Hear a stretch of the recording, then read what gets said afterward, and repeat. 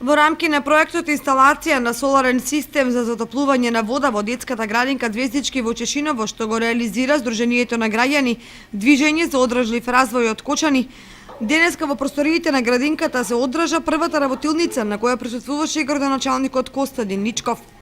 Една голема благодарност до Сдруженијето Движење за обнов развој што го реализиравме овој проект во општината Чешиново Блешево. Денеска правиме за прв пат една работилница со која што ги запознаваме малите дечиња кои се обновливите извори за енергија. На работилницата најмладите низ игра се запознаа со придобивките од алтернативните извори на енергијата. Координаторот на проектот Благица Пентевска за оваа прва работилница изјави: Овој проект е донација од Швајцарската конфедерација за зачувување на природните богатства во Република Македонија.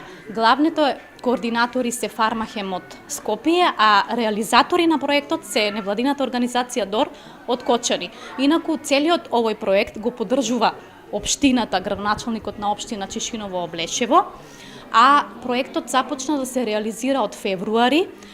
Тогаш се направи енергетско снимање на објектот за потрошувачката на електрична енергија и за таа цел е изготвен елаборат кој денес ќе се предаде и ќе биде во сопственост на директорката госпогица Моника Накова, тоест на градинката Звездички во општина Облешево Чешиново. Се изработени и плакати кои се дистрибуирани до училиштата, а во тек е печатење на брошурата под наслов "Направи сам", ќе биде достапна за сите жители на општината и таму, значи во самата брошура е објаснато како сами и на најлесен начин тие да се инсталираат сопствен сончев систем, а придобивките од инсталација на сончев систем е огромна, бидејќи се намалува емисијата на јаглерод диоксид, а се заштедува и електрична енергија.